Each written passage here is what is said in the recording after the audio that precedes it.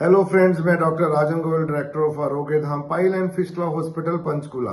यदि आप मेरी यूट्यूब चैनल पर पहली बार आए हैं तो आप मेरी यूट्यूब चैनल को सब्सक्राइब करें और बेल आइकॉन को दबाकर नोटिफिकेशन को ऑन कर लें। जब भी मैं नई वीडियो डालूं आपको नोटिफिकेशन आ जाए। मैं गुदा मार्ग के संबंधी जितने भी रोगी हैं उनके लिए वीडियो बनाता रहता हूं और मेरा मकसद यही है कि मेरी वीडियो से उनको कुछ ना कुछ फायदा हो। आज हम बात करते हैं कि एनल स्पाज्म क्या है और क्यों होता है। चलो इसी पे वीडियो बनाते हैं और बात करते हैं। एनल स्पाज्म क्या है और क्यों होता है। हमारी जो एनल कनाल है वो लगभग 4 सेंटीमीटर लंबी होती है और बीच में डेल्टाइन लाइन होती है और डेल्टाइन के नीचे एक लाइन होती है जिसको हम हिल्टर लाइन बोलते हैं और दोनों तरफ 2 स्पिंचर्स होते हैं जिसको आप बोलते हैं इंटरनल स्पिंचर और एक्सटर्नल स्पिंचर, जिसका काम क्या है कि आपकी स्टूल को रोकना। जब आपको स्टूल का प्रेशर लगा हुआ है और आप उसको रोक लेते हैं तो वो सिर्फ स्पिंचर के कारण हम रोकते हैं। जो आपके रेक्टम में जो मल पड़ा हुआ है, स्टूल पड़ा हुआ है, उसको नीचे नहीं आने देते।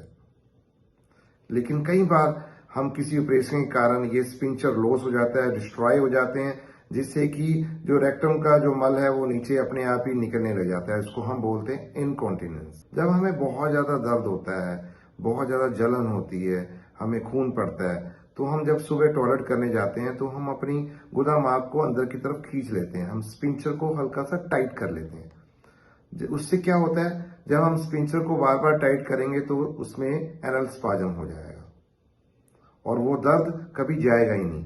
पेशेंट को पता ही नहीं लगेगा कि मुझे ये दर्द और जलन क्यों है। हमारा गुदा मार्ग छोटा पड़ गया है। जब छोटी चीज में से बड़ी चीज निकलेगी तो क्या होगा, दर्द होगा, जलन होगा। वो इसलिए कि हमारा लैट्रिन वाला रास्ता बहुत ज्यादा टाइट हो गया। अब पेशेंट को पता ही नहीं लगता है, वो बवासीर की दवाइयां खाता रहता है और वो ठीक नहीं होता है।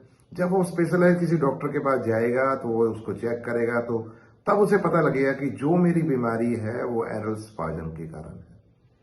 अब एनल स्पाज्म को दूर कैसे किया जाए।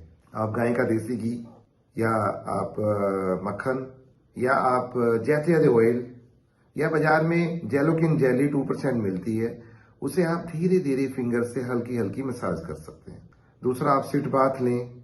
जब आप हल्के से गुनगुने पानी के अंदर बैठते हैं तो आपकी जो गुदा मार्ग की जो स्पिंचर्स हैं वो रिलैक्स हो जाते हैं। इसी तरह आप एक एक्सरसाइज में आपको बता रहा हूं, आप गुदा मार्ग को ऊपर खींचें, रोकें और नीचे छोड़ दें। जैसे गुदा मार्ग को संकुचित किया और खींचा और छोड़ दिया। जब बार बार आप ऐसे करते हैं तो उससे भी आपका स्पिंचर हल्का सा रिलैक्स होता है। आप खाने पीने का ध्यान रखें, हरी सब्जियां, फल फ्रूट, फाइबर डाइट लें जिससे आपको कब्ज ना हो।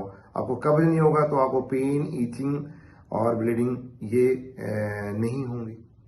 ऐसा करने के बावजूद भी यदि आपका स्पाज्म, आपका दर्द नहीं जाता है तो आप किसी स्पेशलाइज साफ सुथरा डॉक्टर को दिखाएं और इसका साफ सुथरा ट्रीटमेंट कराएं। साफ सुथरा ट्रीटमेंट करने के बाद ये बीमारी पूरी तरह खत्म हो जाती है। बस आज इतना ही। अगली बार मैं एक नई वीडियो लेके आपके सामने आऊंगा। तब तक आप अपना व अपनों का ध्यान रखें। नमस्कार।